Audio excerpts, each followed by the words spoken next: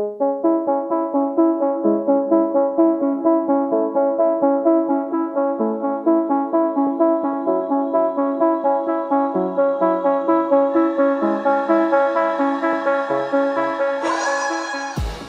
welcome to the Blackout Podcast. I get to talk to amazing people who do amazing things. I'm here in PEI for the ECMAs, and I have my super awesome, talented friend and executive director of ECMS, Blanche Israël. Thanks for coming today. Thanks for having me. I remember getting the email, the newsletter about you being the executive director. I was like, oh wow, like it just smacked me out of the blue. I didn't expect that. You didn't say anything. So like, how did you find, like, was that, because I know you have like the love for music and you did amazing things when you're on the Music Nova Scotia board, like at what point did you say, hey, I'm doing this ECMA thing? Oh, it's like you build up, right? And I've been working as a consultant and a strategist and also as a professional cellist all at once. I moved to the East Coast, to Nova Scotia in 2020.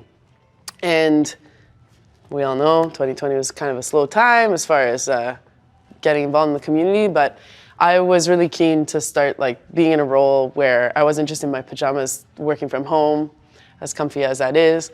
I just wanted to get connected and sort of plugged into the music industry and see how it can make a real difference.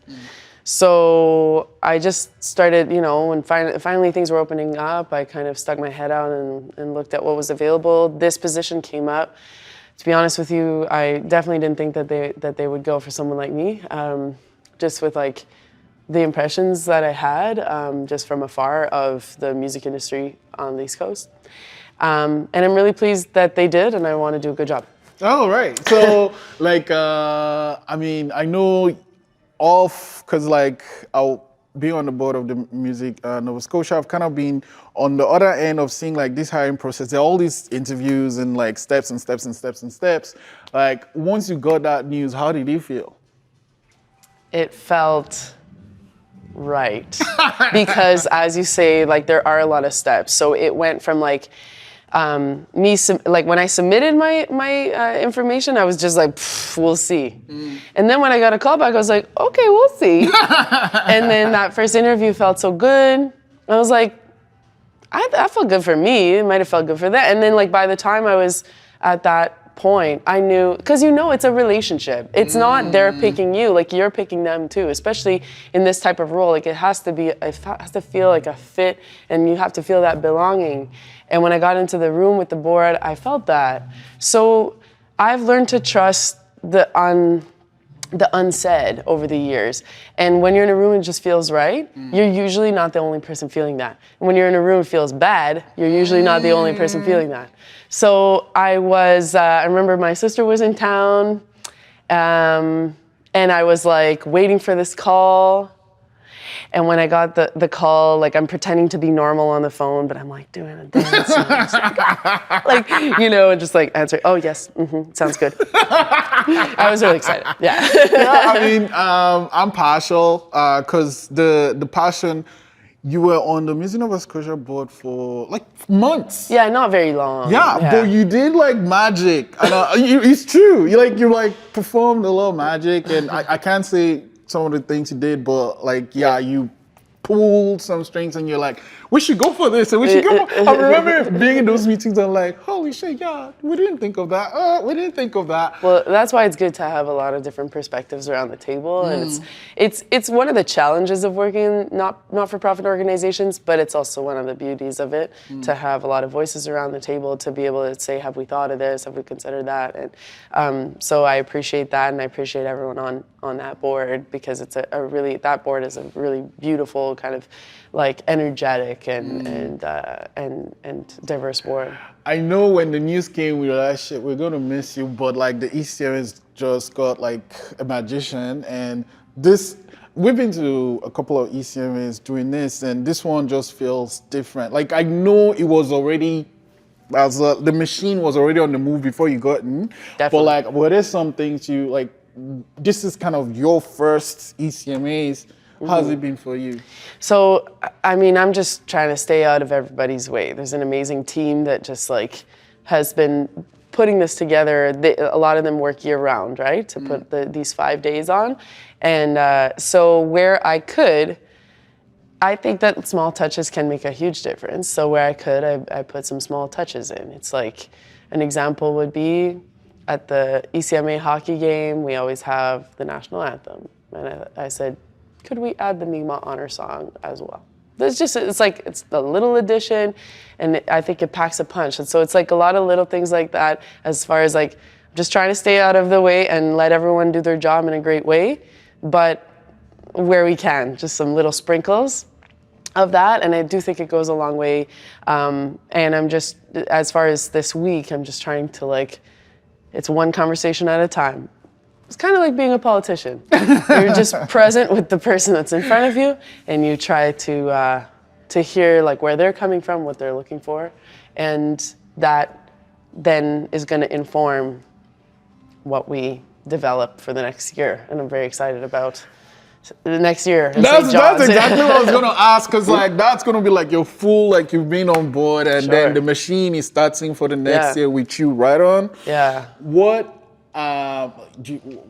city is it gonna be? St. John's, Newfoundland. So it's a challenging place to go, and if there's one thing that I want to, and I want to say out loud what I mean by that. It's a challenging place to go because it's expensive to get to right now, and it's not a short flight, and sometimes the flights get canceled and all of that. If there's one thing that's going to be driving everything, as far as my decision making, it's artists to the front. Artists to the front, because we have like a lot of programming, and there's a lot of people here for a lot of different reasons. I'm an artist. Last year I was at the ECMAs as a lowly artist, like Shirley, just kind of in the shadows, here to play a few notes and go home. And I know like we don't have an organization if we don't have the artists. And that's our number one relationship. Yeah. And I think that's one thing that stood out for me, for you, like for me from your end. From the first day we met, like I was like, oh, you play that thing. I didn't even know what it was called. But like the passion you have is like, okay, you're driving these people that are making this thing work. Because without the music, like, you know, all this doesn't happen. So that you're pushing for the arts, this has always been your thing. Even when you're on the Music Nova Scotia board, same thing. So when you're here, like, it's not going to be different. Blanche is going to Blanche, you know? So, I mean, I don't know how it works. Is it like terms, or how does it work, like being the executive director? It's like, this is it. It's funny, a lot of people ask me this. I have this job. I have it. So I'm a big believer, though, that like, you don't want to overstay your welcome. When you're in a position of leadership, you got to recognize when like the organization has outgrown you. That doesn't feel like that has happened in the first 2 months.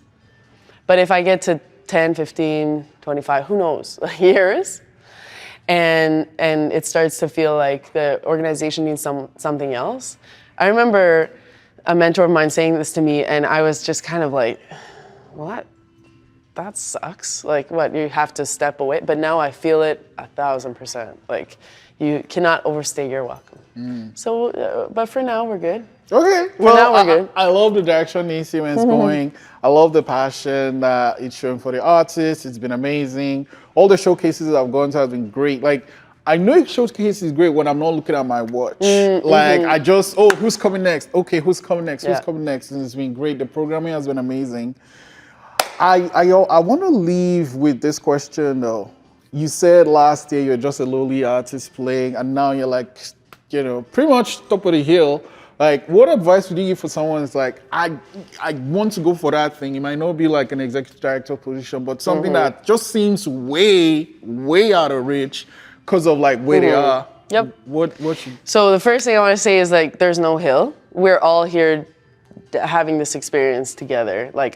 And music has taught me this, is like, especially coming up as a classical musician, there is so much hierarchy in that space that like, it becomes ingrained in you, and then all you are left with is imposter syndrome, and you have it all the time. And when I started working outside of classical music, with artists that didn't like go in that way of hierarchy. I was like, oh, it took me like a year of working with my musical collaborator at the time to like suddenly have this moment where I was like, oh my God, a show, you know, yeah, there's a stage and we're a little bit higher or we're a bit lower. It depends, right?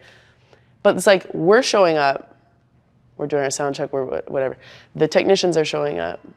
Everyone's going through their day and they're incorporating this into their day. The audience is showing up. The box office people are showing up. This is an experience that we are all sharing and we're all equal.